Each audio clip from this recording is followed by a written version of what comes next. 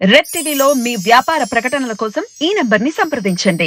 అందరికీ నమస్తే. నేను మీ Gopi. Welcome back to Red TV. ఈరోజు మనతో వచ్చేసి సీనియర్ జర్నలిస్ట్ జగదేవ్ గారు ఉన్నారు. సార్ నమస్తే.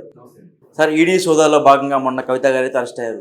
అదేవిధంగా వాళ్ళ ఆడపడుచు ఎవరైతే ఉన్నారో వాళ్ళ మీద కూడా ఈడీ దాడులు అయితే కొనసాగిస్తున్నారు. అదేవిధంగా వాళ్ళ బంధువుల మీద కూడా ఈడీ దాడులు అయితే మొదలుపెట్టారు. అసలు ఏంటి సార్ మరలా ఏంది కొత్తగా? అంటే సహజం కదండి. ఎలా అంటే ఒక వ్యక్తి, ఒక పలుకుబడిగల వ్యక్తి లేదా పలుకుబడిగల రాజకీయ నేత ఉన్నప్పుడు వాళ్ళ చుట్టాల బంధువులలో కూడా సోదాలు నిర్వహిస్తారు. అది కామన్ ఎలిమెంట్. ఎందుకంటే వాళ్ళకి బినామీగా పెట్టి వాళ్ళ పేరు మీద పెట్టారా, లేదా వాళ్ళ ఇళ్లలో ఏమైనా దాచిపెట్టారా? నమ్మకమైన ఎవరు? బంధువులేగా, లేదా అత్యంత సన్నిహితులు. ఆ సన్నిహితులే కాలక్రమేణా బినామీగా మారింది. సన్నిహితులు అంటే ఫ్రెండ్స్లో కూడా కొంతమంది నమ్మకదగ్గ వాళ్ళు ఉంటారు. చుట్టాల బంధువులు మ్యాక్సిమం ఉంటారు. చుట్టాల బంధువులకి ఎందుకు ప్రయారిటీ ఇస్తారంటే, సరే వాడు మందే తిన్నాడులే, దోచుకున్న మందే కదా, మనవాడే కదా, బాగుపడినాయి, మన పేరు చెప్పుకుంటాడులే అనే కన్సర్న్ ఉంటుంది కదా. సో ఎవరైనా సహజం. ఇప్పుడు తగ్గించేశారు. కానీ ఐటీ వాళ్ళు ఇంతకుముందు రైడ్స్ చేస్తే అందుకే ఎవరికి ఇన్ఫార్మ్ చేయకుండా పొద్దున బయలుదేరి వెళ్ళిపోయేవారు. ఒకేసారి వాళ్ళు లైన్లన్నీ కట్ చేసి, ల్యాండ్ లైన్ అప్పుడు బిఎస్ఎన్ఎల్ కాదు, కట్ చేసేసి చుట్టాల బంధువులకు ఏకకాలంలో చేసేవాళ్ళు. మళ్ళీ టీములుగా విడిపోయి ఒకేసారి ఒక 10 టీములు, ఒక 5-6 టీములుగా విడిపోయి ఆ పర్టికులర్ ఎక్స్ అనే పర్సన్కి రైడ్ చేయాలనుకోండి, ఎక్స్ దగ్గరికి మెయిన్ వాళ్ళు వెళ్తారు ఎక్కువ మంది. మిగతావన్నీ టీములుగా విడిపోయి వాళ్ళ బాగా దగ్గరగా ఉండే అనుయాయులు, దగ్గరగా ఉండే బంధువులకి రైడ్స్, ఏకకాలంలో రైడ్స్. మీరు ఎప్పుడైనా న్యూస్లో వార్తలో విన్నారా? ఏకకాలంలో 6 చోట్ల సోదాలు నిర్వహించిన ఐటీ అని, ఈడీ అని. సేమ్ అదే కాన్సెప్ట్. సో ఈసారి ఏంటంటే బలమైన సాక్ష్యాధారాల కోసం ప్రయత్నించారు. సుమారుగా 3 నుంచి 4 గంటల సేపు సోదాలు నిర్వహించిన తర్వాతే కదా కవిత గారిని ఆవిడింట్లోనే ఆవిడకి అరెస్ట్ చేశారు. ఆవిడ కొత్తగా కట్టుకున్న ఇంట్లోనే. ఆ ఇల్లు కూడా చాలా బాగుంటుందంట, ఇంద్రభవనంలాగా ఉంటుంది. ఆ ఇంద్రభవనం ఉండడం కూడా అదే మైనస్ అయింది ఆవిడకి, అంటే నా అభిప్రాయం. అంతే కదా, కళ్ళు దృష్టి పడిందని అంటారు చూసారా, నరదిష్టి. ఎస్, అది చాలా అద్భుతం. అంటే నాకు తెలిసిన ఒక మిత్రుడు ఇలాగే ఏదో పని మీద వెళ్ళి కవిత గారిని కలిసినప్పుడు చూశారంట.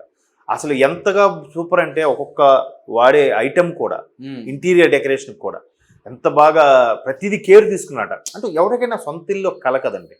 సో ఎవరు రేజ్ తగ్గట్టు వాళ్ళు కట్టుకోవాలనుకుంటారు. దాంట్లో తప్పేమి లేదు, అది తప్పు కూడా కాదు. సో ఆవిడకి ఒక టేస్ట్ ఉంది, ఆ టేస్ట్ తగ్గట్టు కట్టుకున్నారు. సో అద్భుతం అంట. సో ఆయన కూడా అబ్బా కట్టుకుంటే మేడం గారిలాగా ఇల్లు కట్టుకోవాలబ్బా, అందులో మనం 10% కట్టుకున్న సూపర్. అంటే అంత బాగా కలరు ఎంచుకోవడం కానీ, చూజ్ చేసుకోవడం, ఏవి ఎక్కడ పెట్టడం, ఆ మొక్కలు కానీ, లేదంటే ఆ స్టోన్, ఆ గ్రెనేడ్ ఏది వాడాలి, బాగా చేశారు. సో అట్లాగా కొన్నిసార్లు అబ్బా ఇంత చేశారంటే వీళ్ళు ఏదో స్కామ్ చేస్తున్నారో లేదంటే ఏం చేస్తున్నారో రకరకాలుగా మాట్లాడుతుంటారు. ఊరికే ఇప్పుడు వాళ్ళు నిజంగా కష్టపడినా కూడా ఏముందిలేరా వాళ్ళు ఇలా చేశారు వీళ్ళు ఇలా చేశారంటారు. సో అలాంటి సందర్భంలో ఈడీ కానీ ఐడీ కానీ రైట్స్ చేస్తే సరే, ఇది ఇలా ఉంది, ఇక్కడ ఉంది, వెతికింది. ఆవిడ భర్తను కూడా అరెస్ట్ చేశారు. అనిల్ గారిని. సో అనిల్ గారిని అరెస్ట్ చేశారు కాబట్టి అనిల్ గారు తోబుట్టువుల్ని, బ్రదర్ని, బ్రదర్ ఆర్ సిస్టర్ ఎవరైనా వాళ్ళల్లో కూడా సోదా చేస్తారు. మెయిన్ ఈవిడిని పెట్టి ఆయన అసలు చక్రం తిప్పుతున్నారో ఎవరికి తెలుసు. మెయిన్ భార్యలు పదవుల్లో ఉన్న ప్రతి భర్త కూడా మెయిన్ వాళ్ళు కీ పాయింట్స్ తీసుకున్నదంటే వాళ్ళే. వాళ్ళు చీఫ్ సెక్రటరీ అనుకోండి, ఏమనుకోండి, వాళ్ళే గౌరవప్రదంగా ఉంటారు. బట్ వాళ్ళు ఎక్కువగా, అంటే ఎక్కువ సందర్భాల్లో, అలాగని అందరూ అని కాదు. ఇప్పుడు గతంలో ఇక్కడ మనకు ఒక ఎమ్మెల్యే చూసారా, ఒక ఆయన వచ్చి ఆవిడ ల్యాండ్ గురించి, అతను ల్యాండ్ గురించి లేదు, అతను ఎప్పటికీ ఆవిడ ఎంఆర్ఓ సెటిల్ చేయట్లేదని ఆవిడ మీద పెట్రోల్ పోసాడు. ఈయన పెట్రోల్ పోసి తగలబెట్టేసి ఈయన కాలిపోయాడు. అఫ్ కోర్స్ ఆవిడ అక్కడే స్పాట్లో కాలిపోయింది. ఈయన అది హుజూరాబాద్ ఇక్కడ మన అవుట్కట్స్. ఆయన కొన్నాళ్ళు 4 రోజులు 2 రోజులు హాస్పిటల్లో చికిత్స పొందుతూ ఆయన చనిపోయాడు. ఎవరైతే విక్టిమ్ ఉన్నాడో ఆయన. అంటే ఏదో ల్యాండ్ ఇష్యూ కోసం వెళ్తున్నాడంట. ఎప్పటికీ ఆవిడ తేల్చట్లేదు. విషయం ఏంటంటే ఆ తర్వాత ఎంక్వైరీ చేసి తెలిసింది ఏంటంటే ఆవిడది కాదు ప్రాబ్లం, భర్త అనంట.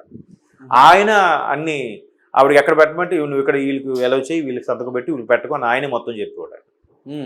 సో భర్త మేడం మీరు అలా ఆయన చెప్పిన మాట కాదు, మాకు కూడా కన్సిడర్ చేయాలనే ఉద్దేశంతో అడిగితే ఆవిడ క్లియర్గా చెప్పలేకపోయారు ఆవిడ. సో ఆవిడని తగలబెట్టేశాడు, ఈయన తగలబెట్టాడు. సో ఇట్లా మ్యాక్సిమం హస్బెండ్స్ ఎక్కువగా ఛార్జ్ తీసుకున్న సందర్భంలో మేబీ అయ్యుండొచ్చు. వాళ్ళు ఆ కోణంలో కూడా ఆలోచించుండొచ్చు. అలా అని కవిత గారు కన్నవారి వైపు కూడా చేయరని కాదు, ఇటువైపు కూడా ఉద్దండులేగా కేటీఆర్ గారు, హరీష్ రావు గారు, వాళ్ళ చుట్టాల బంధువులు, మాజీ ముఖ్యమంత్రి గారు తండ్రి గారు ఇవన్నీ ఉన్నాయి కాబట్టి వాళ్ళు అన్ని కోణాలను ఆలోచిస్తారు. అలా ఆలోచించినప్పుడు ఫస్ట్ వాళ్ళు ఏంటంటే వాళ్ళ ఇంటికి ఎవరు ఎక్కువగా వస్తున్నారు, వాళ్ళు ఎవరింటికి ఎక్కువగా వెళ్తున్నారు, వీళ్ళు ఎవరితో ఎక్కువ రిలేషన్లో ఉన్నారు, లిక్కర్ సంబంధించిన ఆ పాలసీలు విధి విధానాలని ఇవి కొత్తగా ఇంప్లిమెంట్ చేసి చెప్పారంట, ఎట్లా అయితే బెనిఫిషియరీగా ఉంటుందో అని.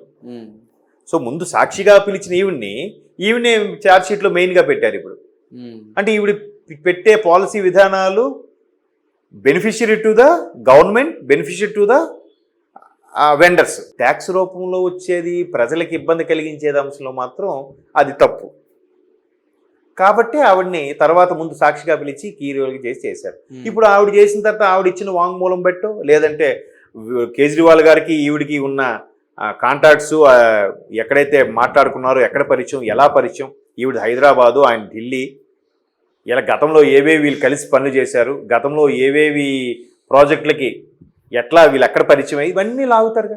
ఆ లాగినప్పుడు ఆవిడ ఏం కీలక సమాచారం ఇచ్చారో, ముఖ్యమంత్రి స్థాయిలో ఉన్న వ్యక్తిని అరెస్ట్ చేయడం అంటే మాట్లాడండి. ఇంతవరకు ఏ ముఖ్యమంత్రి కూడా అరెస్ట్ అవ్వలే, అంటే పదవిలో ఉన్న ముఖ్యమంత్రి ఎవరు అరెస్ట్ అవ్వలే, పదవి దిగిన తర్వాత అరెస్ట్ అయ్యారు. సో అలాగా అంత ముఖ్యమంత్రిగా అరెస్ట్ చేయగలిగింది, బంధువుల్ని వాళ్ళ బంధువులలో సోదాలది తప్పే ఉంది. ఇది మొదటిసారిగా చేయడం కూడా కాదు సార్. జనరల్గా మన న్యూస్లో కూడా చూస్తే పలానా వ్యక్తి సమ్ ఎక్స్ ఇంట్లో ఐటీ రైడ్స్ జరిగాయి, ఏకకాలంలో వాళ్ళ బంధువుల ఇంట్లో కూడా రైడ్స్ జరిపితే వాళ్ళ ఇంట్లో ఇన్ని పత్రాలు దొరికాయి, వీళ్ళ ఇంట్లో ఎంత క్యాష్ దొరికింది, వాళ్ళ ఇంట్లో ఎన్ని నగలు దొరికాయని ఒకేసారి పెట్టి ఫోటో తీసి చూపిస్తారు అవును కదా. సో అట్లాగా ఇప్పుడు ఈవిడి పాలసీ విధానం ఏదైతే ఎక్స్ప్లెయిన్ చేశారో ఇది ఈవిడికి వచ్చిన థాటేనా? ఈవిడికి పాలసీ విధానం ఎంత బాగా ఎక్స్ప్లెయిన్ చేసింది ఇంకెవరైనా ఉన్నారా? ఈవిడ వెనక ఎవరున్నారు? లేకపోతే ఈవిడికి ఇన్ని తెలివితేటలు ఉన్నాయా? ఇన్ని రకాలు కూడా ఆలోచిస్తారు కదా. అలా ఆలోచించినప్పుడు ఇంకా రాష్ట్రంలో ఇంకొంతమంది ఆ పార్టీకి చెందిన పెద్దలు ఎవరైనా బయటపడతారేమో నా డౌట్. బంధువులకే సోదాలు ఇవన్నీ ఇంప్లిమెంట్ అయినప్పుడు ఎవరెవరు దీంట్లో హస్తం ఉంది? ఇప్పుడు కొంతమంది ఏంటంటే ఊరికి ఆ పాలసీ విధానాలకి క్రియేట్ చేసి చెప్పడానికి కూడా, థాట్స్ అమ్ముకోవడానికి కూడా ఎంతో కొంత తీసుకుంటారు. అవును, మరి అలాంటి వాళ్ళు కూడా ఇన్వాల్వ్ అయితే ఇప్పుడు వాళ్ళ పేరు కూడా వస్తుందేమో నెక్స్ట్ తెర మీదకి.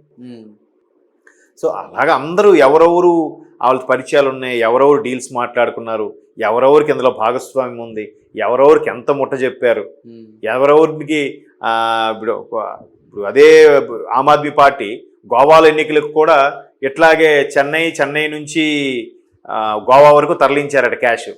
మధ్యలో హైదరాబాద్ కూడా ఉందిగా, అక్కడ నుంచి ఇక్కడ చెన్నై నుంచి తరలించారంటే వాళ్ళకి ఇంకే విధంగా ప్లాన్ చేస్తుంటారు.